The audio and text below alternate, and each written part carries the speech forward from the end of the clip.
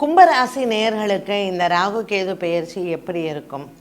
கும்பராசி நேயர்களுக்கு ராகு பகவான் மீன ராசியிலிருந்து கும்பராசிக்கு பிரவேசம் செய்கிறார். கேது பகவான் கன்னி ராசியிலிருந்து சிம்ம ராசிக்கு பிரவேசம் செய்கிறார். இந்த ஜென்மத்தில் இருக்கக்கூடிய ராகு பகவான் நமக்கு கொஞ்சம் வேலையெல்லாம் கொஞ்சம் ஸ்லோவாக்கிடும். ஒரு சோம்பேறித்தனம் என்பது வந்துவிடும்.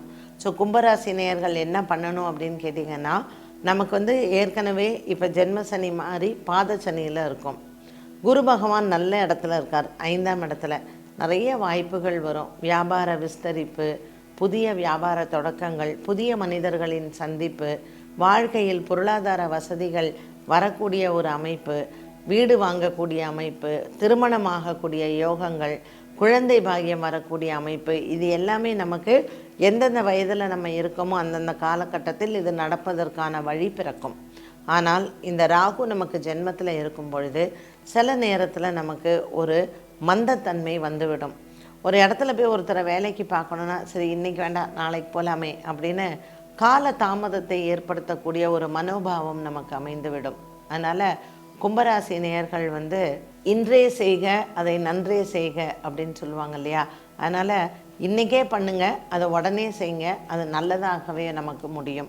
எந்த ஒரு காரியத்தையும் ஒத்தி போடுவதோ தள்ளி போடுவதோ பிறகு பார்த்து கொள்ளலாம் என்று இருப்பதோ நமக்கு வேண்டாம்.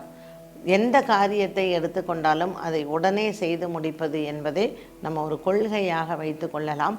இந்த ராகு கேது பெயர்ச்சியில் யாரெல்லாம் கவனமாக இருக்க வேண்டும்? காதலர்கள், ஒரு காதல் திருமணம் செய்ய போகிறோம் அப்படின்னா இந்த ராகு கேது பெயர்ச்சி நமக்கு சாதகமாக இருக்காது. இடையில் பிரிவினை வருவதற்கு வாய்ப்புகள் உண்டு. அதனால் திருமணங்கள் நிச்சயித்தால் அதை ஒத்தி வைப்பது நல்லது. இந்த கும்பராசிக்காரர்கள் இந்த ராகு கேது பெயர்ச்சியினால் கும்ப மாதம், அதாவது 2026 வரக்கூடிய மாசி மாதத்தில் திருமணத்தை வைக்க வேண்டாம். அதே போல் இந்த வருடம் 2025 ஆவணி மாதத்தில் நம்ம திருமணங்கள் வைக்கக்கூடாது.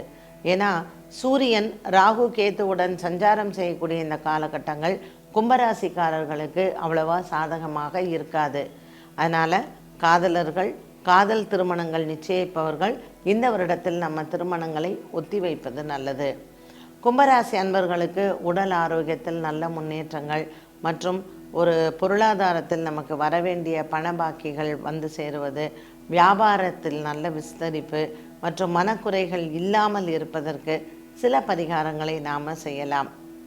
அவிட்டம் நட்சத்திரக்காரர்கள் திருநாகேஸ்வரம் சென்று அங்கு ராகு பகவானை தரிசனம் செய்வதும் மற்றும் கீழ்பெரும் பள்ளம் சென்று அங்கு கேது பகவானை தரிசனம் செய்வதும் நல்லது.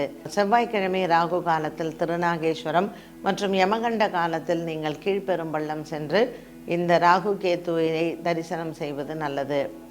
சதயம் நட்சத்திரக்காரர்களுக்கு பெருமாள் ஆலய வழிபாடுகள் சிறந்தது. சர்ப்ப ஆலயங்களான காஞ்சிபுரத்தில் இருக்கக்கூடிய ஊரகத்தான் சன்னதியில் தீபம் ஏற்றி பெருமாளுக்கு அங்கே உலகளந்த பெருமாளும் இருப்பார். அதனால் ஊரகத்தானுக்கு பால் அபிஷேகம் செய்து சதயம் நட்சத்திரக்காரர்கள் காஞ்சிபுரத்தில் இருக்கக்கூடிய திவ்ய தேசங்களையும் சென்று வழிபாடுகள் செய்யலாம். வியாழக்கிழமை தோறும் அருகாமையில் இருக்கக்கூடிய விநாயகர் ஆலயத்திற்கு பால் அபிஷேகம் செய்து வர ராகு கேது தோஷங்கள் நிவர்த்தியாகும். பூரட்டாதி நட்சத்திரக்காரர்கள் ஸ்ரீ காளஹஸ்தி சென்று அங்கு ராகு கேது தோஷ நிவர்த்தியை செய்து கொள்ளலாம். இவர்களுக்கு இந்த ஸ்ரீ காளஹஸ்தியில் சனிக்கிழமை சென்று ராகு கேத்து தோஷ நிவர்த்தியை செய்து கொண்டால் மனதில் இருக்கக்கூடிய குறைகளும் மற்றும் உடல் ஆரோக்கியத்தில் இருக்கக்கூடிய ஒரு பெரிய மாற்றத்தையும் இவர்கள் பார்க்கலாம். குடும்பத்தில் கணவன் மனைவி ஒற்றுமை, பிள்ளைகளால் இவர்களுக்கு ஏற்படக்கூடிய மனக்குறைகளும் நிச்சயமாக தீரும். அனுதினமும் விநாயகர் அகவல் படித்து விநாயகர் ஆலயத்திற்கு சென்று 11 முறை வலம் வந்தால் இந்த கும்பராசி அன்பர்களுக்கு மனக்குறைகள் இல்லை.